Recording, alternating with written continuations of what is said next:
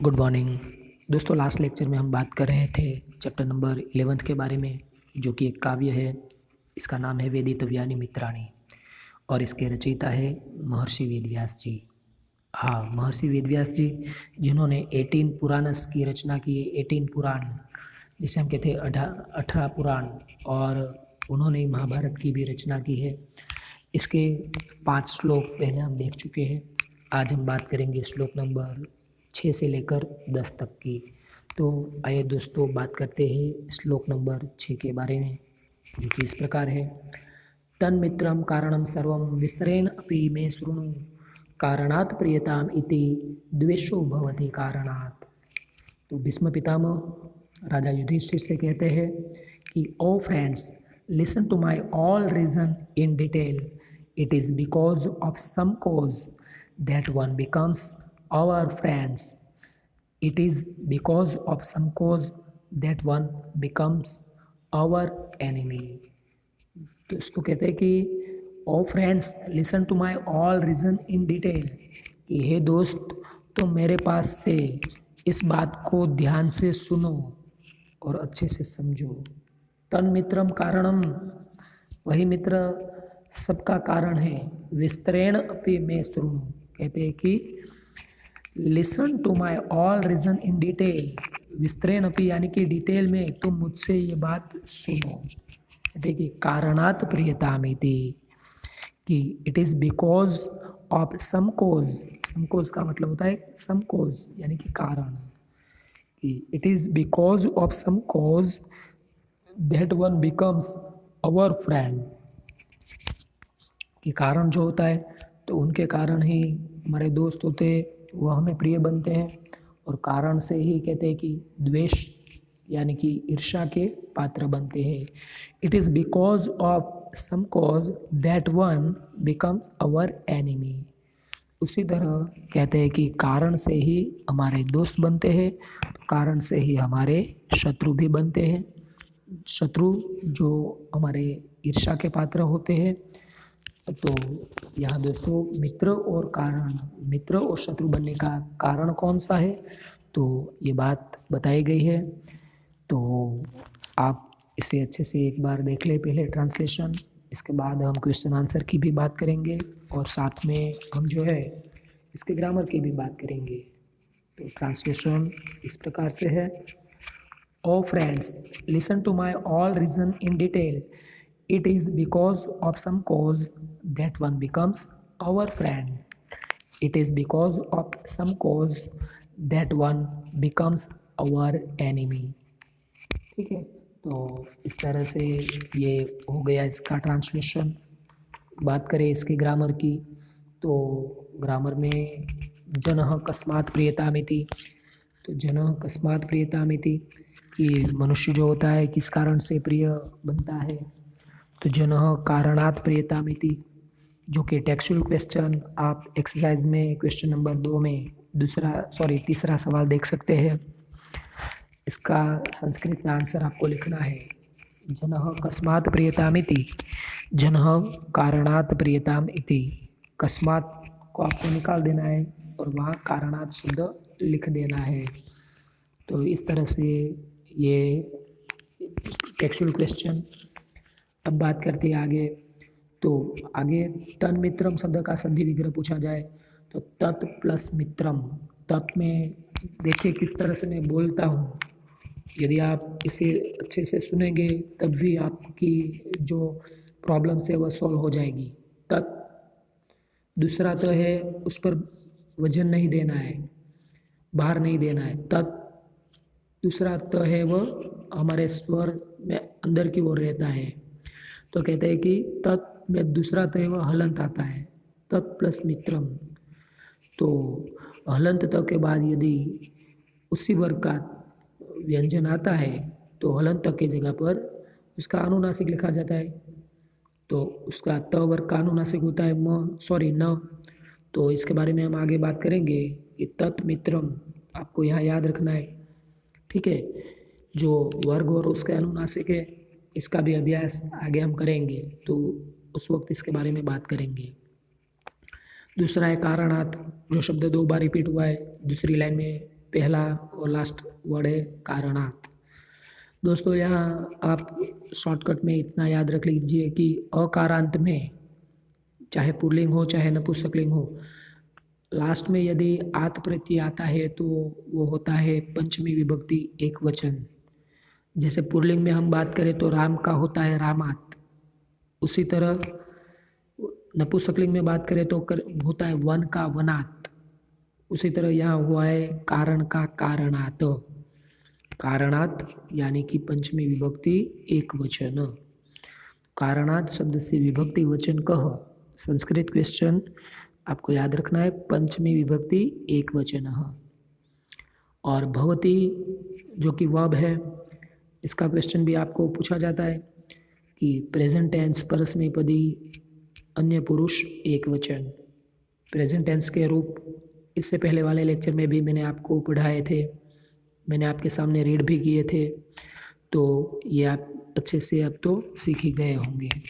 ठीक है, तो एक बार और इसका ट्रांसलेशन आप मेरे साथ साथ पढ़ते जाइए और उसके बाद हम बात करते हैं आगे कि O friends listen to my all reason in detail, it is because of some cause that one becomes our friend, it is because of some cause that one becomes our enemy। ठीक है, तो ये हुआ श्लोक number 6। श्लोक number 7 इस तरह से है, प्रियो भवति दानेन प्रियवादने च अपरः मंत्र होम जपेरन्य कार्यार्थम प्रियते जनः।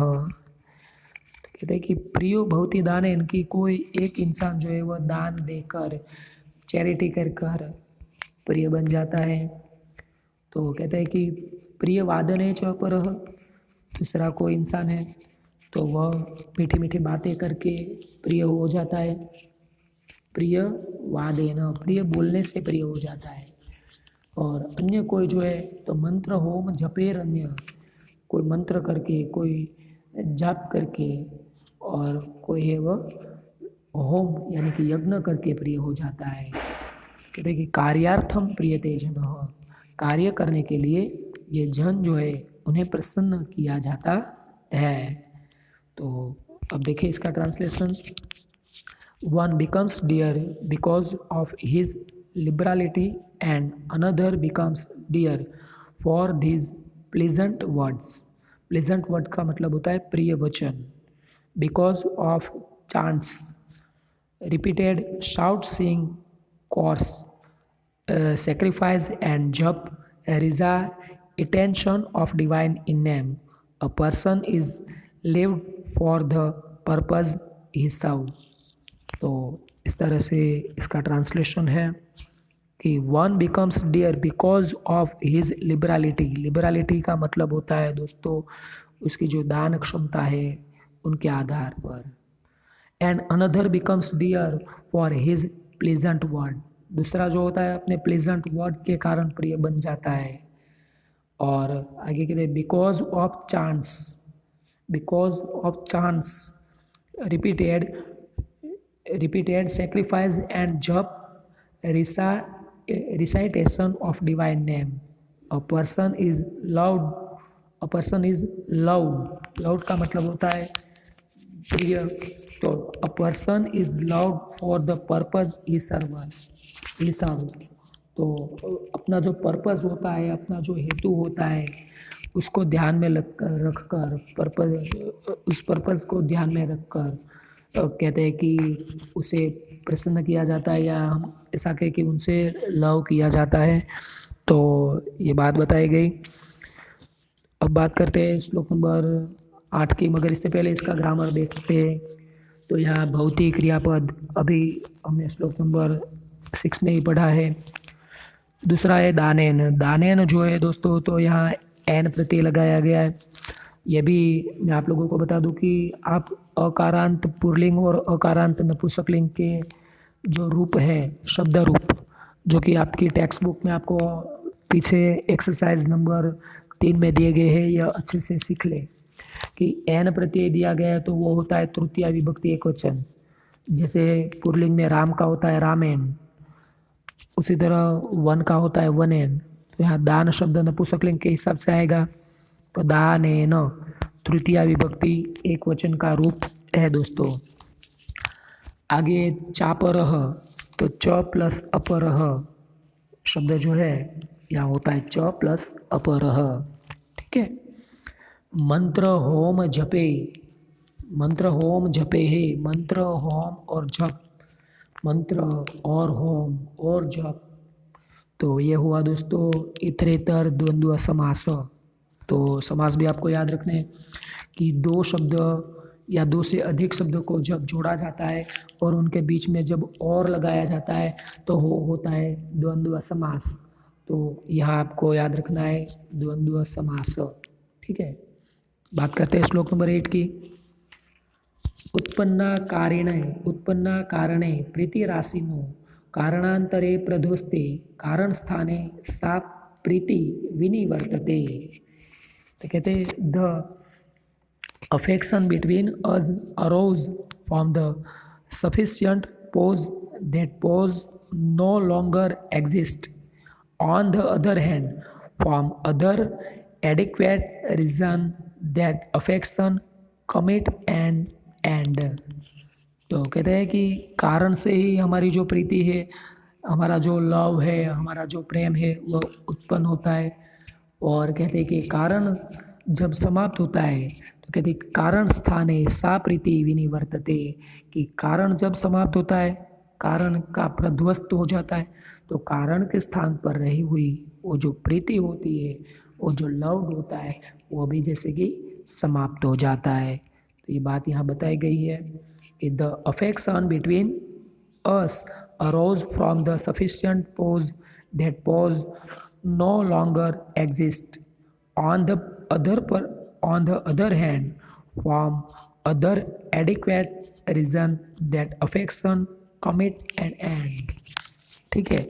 तो यहाँ दोस्तों प्रीति होने का और प्रीति के नाश होने का कारण जो बताया है वह होता है कि कारण, कोई ना कोई कारण ऐसा होता है जिसके कारण कोई हमें प्रिय लगने लगता है, और कोई ना कोई कारण ऐसा जरूर होता है जिसके कारण वो हमें अप्रिय लगने लगता है। जब कारण समाप्त होता है तो प्रिय लगने वाले व्यक्ति भी जैसे कि अप्रिय सी लगने लगती है। तो ये बात बताई गई है दोस्तों। बात करें इसके ग्रामर की, तो ग्रामर में यहाँ प्रध्वस्ते, प्रध्वह प्लस ते संधि विग्रह आपको याद रखना है। ठीक है। तो और तो कोई क्वेश्चन यहाँ से ऐसा नहीं है, मगर लास्ट में जो वर्तते वर्ड है वो आपको याद रखना है।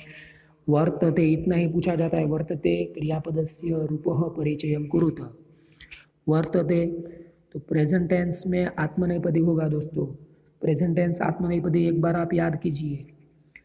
ई वह महे, से इथे द्वे, ते इते अन्ते। तो यह जो वर्त वर्ब है, वर्त, उनको ते प्रत्यय लगाया गया है, तो वर्त प्लस ते इज इक्वल वर्तते। तो वर्तते पूरा रूप जो है प्रेजेंट टेंस आत्मनेपदी अन्य पुरुष एक वचन का प्रत्यय है दोस्तों, आपको पूछा जा सकता है। बात करें श्लोक नंबर 9 की। श्लोक नंबर 9 जो कि श्लोक पूर्ति में पूछा जाने वाला श्लोक है। आत्मरक्षण तंत्राणाम सुपरीक्षित कारिकाणाम आपदो न उपपद्यन्ते पुरुषाणाम स्वदोषजाः। कहते हैं कि जो इंसान खुद अपनी आत्मरक्षा करने के लिए, सेल्फ डिफेंस करने के लिए सक्षम है, आत्मरक्षण तंत्राणाम, अपना खुद का रक्षण करना जानता है। और दूसरा कहा गया कि सुपरीक्षित कारिकाणाम, यानी कि जो अच्छे से कार्य करना जानता है, सोच समझकर किसी भी परिस्थिति को सॉल्व करना जानता है। तो ऐसे पुरुषों के बारे में यहाँ कहा गया है कि स्वदोषजा आपदो न उपपद्यन्ते। ऐसे लोगों को यदि कोई बार इनकी गलती हो जाती है तो इनकी गलती के कारण भी ढेर सारा नुकसान नहीं उठाना पड़ता, कभी उन पर बड़ी आपत्ति नहीं आ जाती, क्योंकि वह अपनी गलती को सुधार लेना, अपनी गलती में से कुछ सीख लेना अवश्य जानते हैं। बात करें ट्रांसलेशन की। Persons who are mindful of protecting themselves and who do their acts after proper consideration and save do not incur calamities arising out of their faults। तो उन पर आउट ऑफ देयर फॉल्ट्स, उनके खुद के जो faults होते हैं उनके कारण कैलामिटीज़ कहते हैं कि नॉट इंक्योर कैलामिटीज़, कैलामिटी यानी कि आपत्ति, समस्या, मुसीबत कभी भी आती नहीं है। ठीक है, तो यहाँ से दोस्तों हमें भी भीष्म पितामह जो युधिष्ठिर राजा को समझाते, हमें भी ये बात समझनी है कि यदि हम सेल्फ डिफेंस जानते हैं, अपना खुद का प्रोटेक्शन जानते हैं, प्रोटेक्ट खुद को कैसे रखें ये जानते हैं, और कोई भी कार्य है तो वह जब हम अच्छे से सोच समझ कर करते हैं तो शायद हमारी कभी समय के हिसाब से कोई छोटी सी या बड़ी गलती हो जाए तो भी हम कैलामिटीज़ यानी कि आपत्ति से बच सकते हैं। तो यह बात यहाँ इसके ट्रांसलेशन में एक बार और मैं आपके सामने बोलता हूँ ताकि आप अच्छे से मेरे साथ ये लर्न कर सकें। Persons who are mindful of protecting themselves and who do their acts after proper consideration and save do not incur calamities arising out of their faults। यही इसका ट्रांसलेशन। तो ये जो श्लोक है दोस्तों, आपको 2 मार्क्स में श्लोक पूर्ति में मैं कहूँ कि पूछा जा सकता है। अभी हमने जो बात बताइए आपको कि श्लोक नंबर 3 भी पूछा जाता है, वैसे ही श्लोक नंबर 9 भी पूछा जाता है। मोस्ट टाइम पे श्लोक है, इसको आपको संस्कृत में याद रखना है।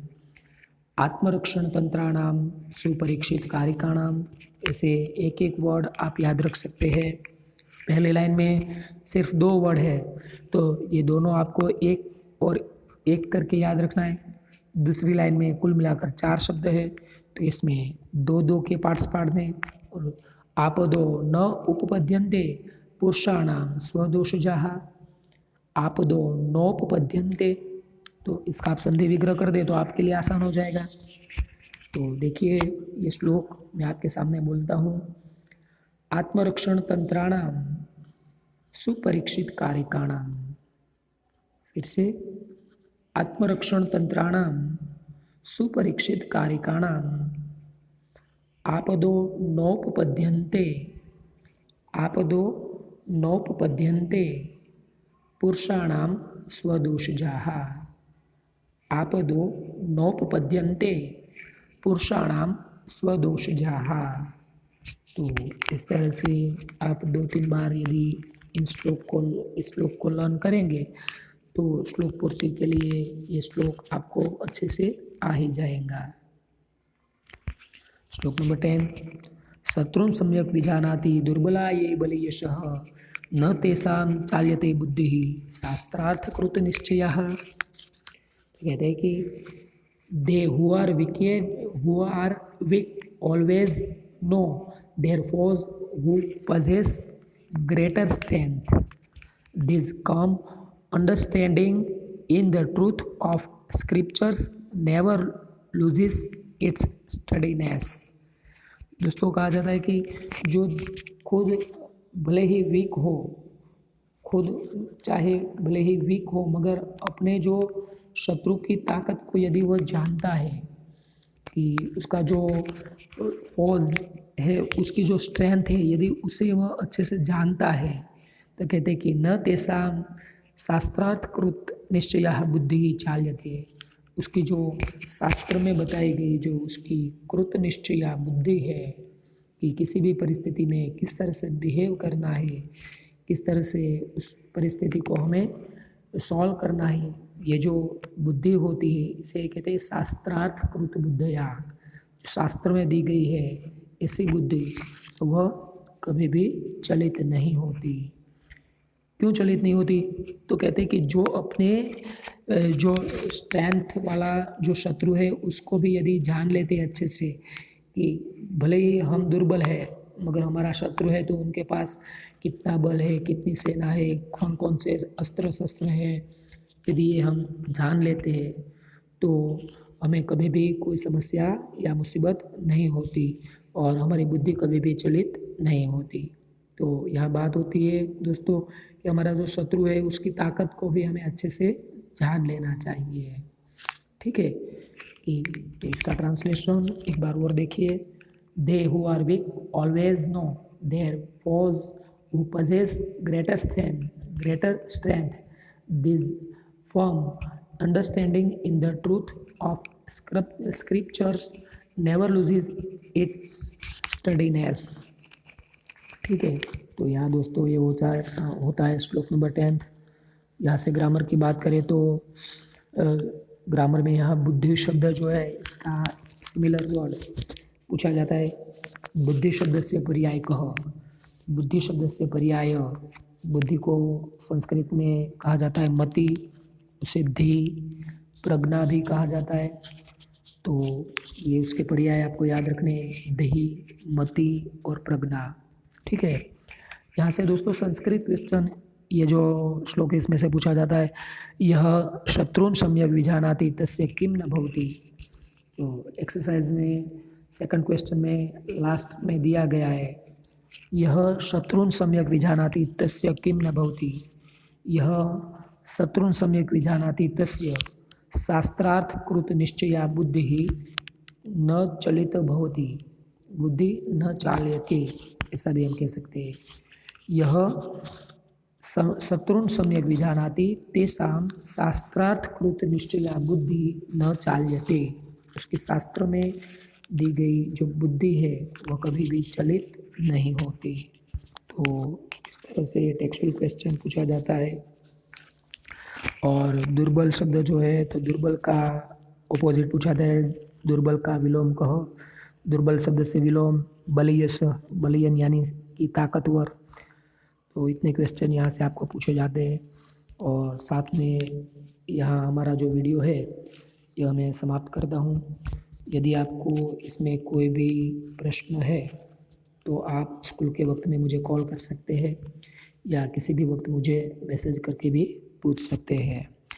तो आप मेरे इस वीडियो को पूरा ज़रूर देखना और इसे लाइक कीजिए, सब्सक्राइब कीजिए और आपके जो बाकी के दोस्त हैं उन्हें भी ये वीडियो भेजिए और उन्हें भी बोलिए कि ये जो वीडियो है वह अवश्य देखें। अस्तु।